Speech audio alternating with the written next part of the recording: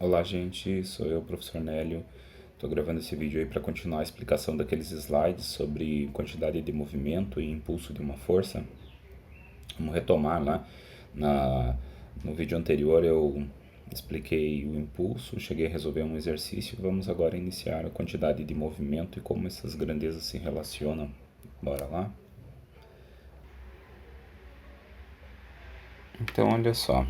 A quantidade de movimento que um corpo possui, a gente viu no vídeo passado que é uma grandeza que está associada à massa do corpo e à velocidade que esse corpo adquire. Essa quantidade de movimento ela pode variar quando o corpo recebe uma força. Então, isso aí, na verdade, está ligado ali à primeira lei de Newton, né, a lei da inércia, que diz que um corpo tende a permanecer em repouso ou em movimento retilíneo uniforme, a menos que uma força altere esse estado de movimento. Então, a quantidade de movimento do corpo ela vai ser alterada quando se aplica uma força, que nada mais é do que o impulso, né? Na aula passada a gente viu que o impulso ele era igual à variação da quantidade de movimento. Deixa eu mostrar para vocês aqui o nosso esqueminha.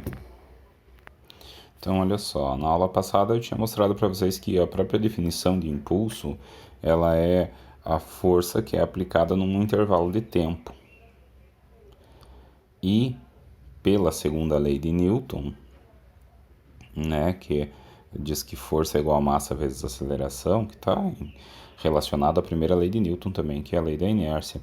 Eu posso dizer que a aceleração é variação da velocidade pelo tempo. E aí, se eu passar o ΔT para cá multiplicando, eu vou ter que a variação da velocidade é aceleração vezes tempo.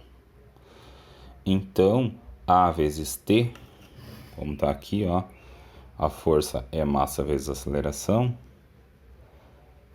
A vezes ΔT é, ó, A vezes ΔT é ΔV.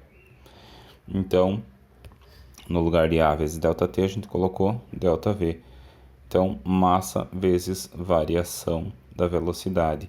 Só que a quantidade de movimento é massa vezes velocidade. Massa vezes variação de velocidade é a variação da quantidade de movimento. Então, a quantidade de movimento está ligada ao impulso. Por quê? Porque para eu variar a quantidade de movimento, eu tenho que aplicar no corpo uma força. Vamos voltar lá para os slides. Então, olha só, nesse slide ele diz assim, ó, imagine dois automóveis com velocidades diferentes e massas diferentes. Qual deles provocaria maior impacto ou maior estrago no caso de uma colisão? Bom, aqui se a gente for fazer uma análise, um corpo que tenha um veículo, por exemplo, um caminhão, que esteja a 40 km por hora, vai provocar mais estrago do que um carro que também esteja a 40 km por hora. Mas, se o carro tiver a 100 km por hora, pode ser que essa colisão, que o caminhão não cause maior estrago do que o impacto do carro. Por quê? Porque a quantidade de movimento ela envolve tanto massa quanto velocidade. E depende da diferença de massa entre os corpos, né? E se a gente for pensar um projétil de arma de fogo, por que ele é letal? Por causa da massa dele? Não, né? A massa dele é bem leve, deve pesar, deve ter ali uma massa de alguns gramas, né? E o que torna ele letal é a velocidade. Ele tem expelido, né? Com uma velocidade absurda, velocidade de 1.500, 2.000 km por hora, dependendo da arma. E isso faz com que, mesmo ele tendo uma pequena massa, ele cause um certo estrago. Caso você queira manter o mesmo estrago, mas com velocidade menor, você vai ter que aumentar a massa. Então, isso é quantidade de movimento, massa vezes velocidade.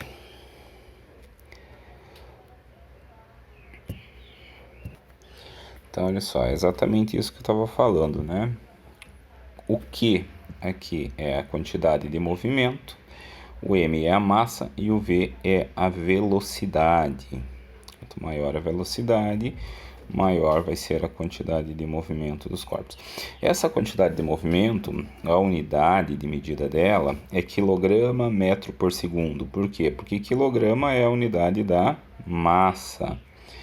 Metro por segundo é a unidade da velocidade. Então, no Sistema Internacional de Unidades, a quantidade de movimento tem a unidade de quilograma metro por segundo. Vamos para o próximo. Esses estudos eles foram desenvolvidos através de uma matemática nova, né? O cálculo diferencial integral, que começou lá pelo Leibniz. O Newton também fez, isso é bem interessante. O Newton teve a mesma ideia que o Leibniz. E os dois criaram uma matemática muito parecida.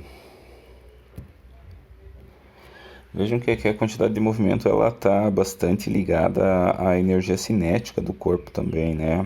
O Leibniz ele sugeriu aí que essa quantidade de movimento fosse calculada multiplicando-se a massa pela velocidade ao quadrado. Que na verdade havia um erro ali, porque era somente massa vezes velocidade.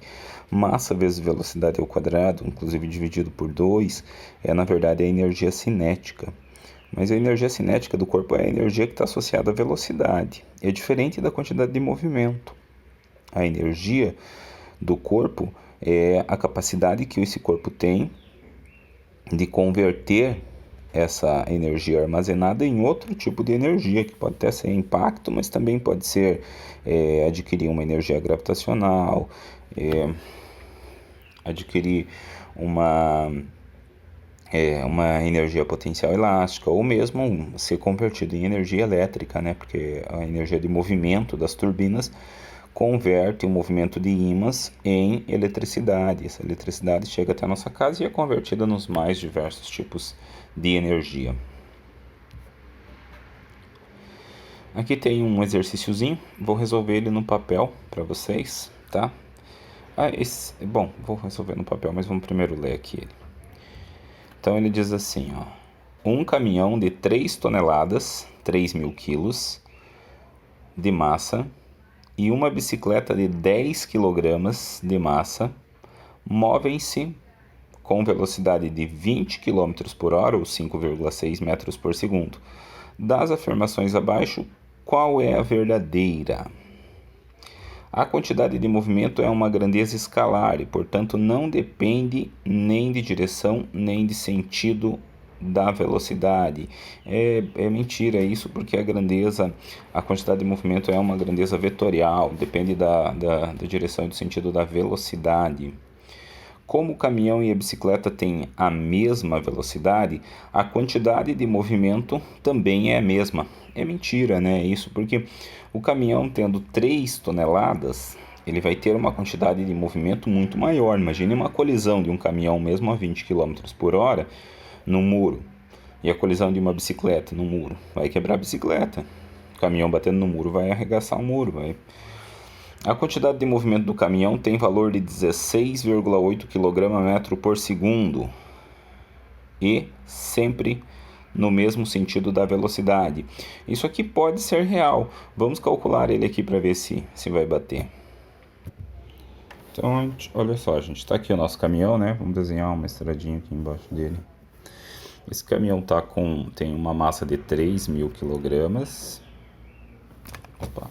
3.000 kg. E velocidade de 5,6 metros por segundo. E aí ele fala, ali ele diz, né, qual é a quantidade de movimento desse caminhão. Vamos calcular aqui então, quantidade de movimento é massa vezes velocidade, bem fácil, né? Massa dele é 3.000, velocidade é 5,6, aproximadamente, né, o 20 km por hora é aproximadamente 5,6 metros por segundo. Então, se a gente pegar essa velocidade e essa massa de 3.000 e multiplicar pelo 5,6, a gente vai achar que a quantidade de movimento é 16.800 metros por segundo. Quilograma metros por segundo. Quilograma metros por segundo. Quilograma metros por segundo. Tá? Vamos voltar lá para as alternativas. 16.800, hein?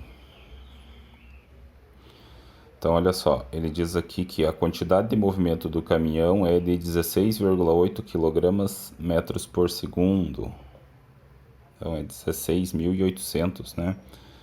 No mesmo sentido da velocidade. Então, tá errado, 16.800 e não 16,8. Os vetores quantidade de movimento do caminhão e da bicicleta serão iguais caso eles tenham velocidades com a mesma direção e sentido. Esse aqui é o correto, né? O vetor para onde está essa quantidade de movimento vai ser a mesma, se eles tiverem a mesma direção e sentido. Então, o correto já é a letra D. O valor da quantidade de movimento de cada um deles é diferente porque suas massas são diferentes.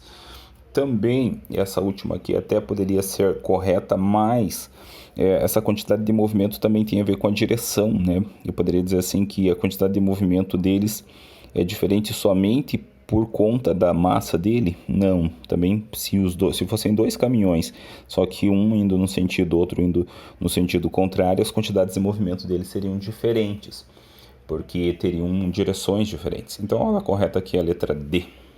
Beleza?